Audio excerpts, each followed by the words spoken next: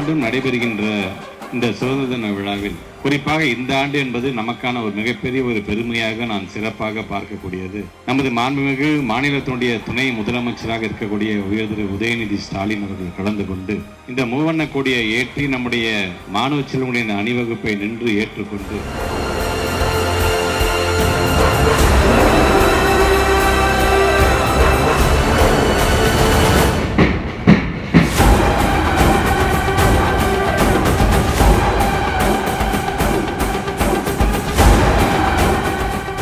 1926ஆம் ஆண்டு கட்டப்பட்ட நம்முடைய இயக்கத்திற்கான அந்த கட்டிடத்தை புனரமைத்து அதை புதுப்பித்து இன்றைக்கு திறக்கின்ற அந்த விழாவிலும் கலந்து கொண்டு நம்முடைய சார்ந்தவர்களுடைய இந்த இயக்கம் சார்ந்திருக்கின்ற பணிகள் எல்லாம் முழுமையாக கேட்டறிந்து இந்த ராஜ்ய புரஸ்கார் அதுக்கான அந்த விருதினை எப்பொழுது நீங்கள் வழங்கப் போகிறீர்கள் என்று அவர்களிடம் கேட்டது நம் பிள்ளைகள் மீது நம் இயக்கத்தின் மீது வைத்திருக்கின்ற அந்த அக்கறையை காட்டக்கூடிய ஒரு நிகழ்வாக அது அமைந்தது.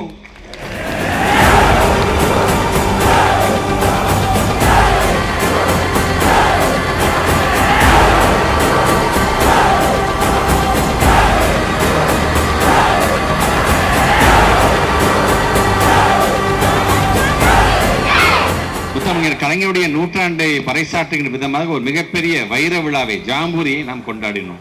ஏதால இந்தியாவிலிருந்து பல்வேறு மாநிலத்திலிருந்தும் ஏன் வெளிநாடுகளிலிருந்து கிட்டத்தட்ட 6-7 நாடுகளை சார்ந்திருக்கின்றவர்கள்லாம் கலந்து கொள்கின்ற ஒரு முகாமாக கிட்டத்தட்ட 7 நாட்கள் மிகப்பெரிய ஒரு வெற்றிகரமான ஒரு நிகழ்வாக நடத்திட்டு போகும் பொழுது கவர்மெண்ட் ஆஃப் இந்தியாவை சார்ந்திருக்கின்ற அந்த அதிகாரிகள் சொன்னாங்க, இது வரைக்கும் நாங்கள் எத்தனையோ ஜாம்பூரியில கலந்துருக்கிறோம், இது போன்ற ஜாம்பூரியை நாங்கள் பார்த்ததே இல்லை, இனி இது போன்று பார்ப்போமா என்பதே சந்தேகம்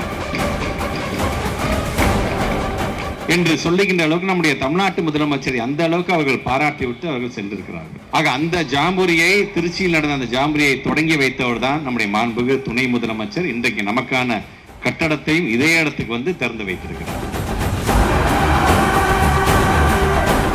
அதே ஜாம்பூரியில் நிறைவு நாளில் பேசும் பொழுது ஏறத்தாழ 10 கோடி ரூபாய் மதிப்பீட்டில் உங்களுக்கான ஒரு புதிய தலைமைச் செயலகம் இங்கே உங்களுக்கு கட்டப்படும் என்று நமக்கான ஹெட் குவார்டர்ஸை கொடுத்துட்டார். அதுவும் அண்ணல் அம்பேத்கருடைய அந்த சாசனத்தை நாம் உயர்த்தி பிடிக்க வேண்டும் என்கின்ற அந்த உறுதிப்பாட்டையும் அங்கே எடுத்து அவர் சொல்லியிருக்கிறார். அதே போன்றுதான் இங்கே காந்தியடிகள் வந்து சென்ற இடம் இந்த இடத்திலே அதற்கான கட்டிடத்தை நாம் உருவாக்க வேண்டும் என்று போன வாரம் தான் அதற்கான அரசாணையும் வெளியிடப்பட்டது. அந்த அரசாணையை தான் நம்முடைய மாண்புமிகு தமிழ்நாட்டுடைய துணை முதலமைச்சர் இன்னைக்கு திறந்து வைத்து அந்த உரிமை அவர் வாங்கியிருக்கிறார்.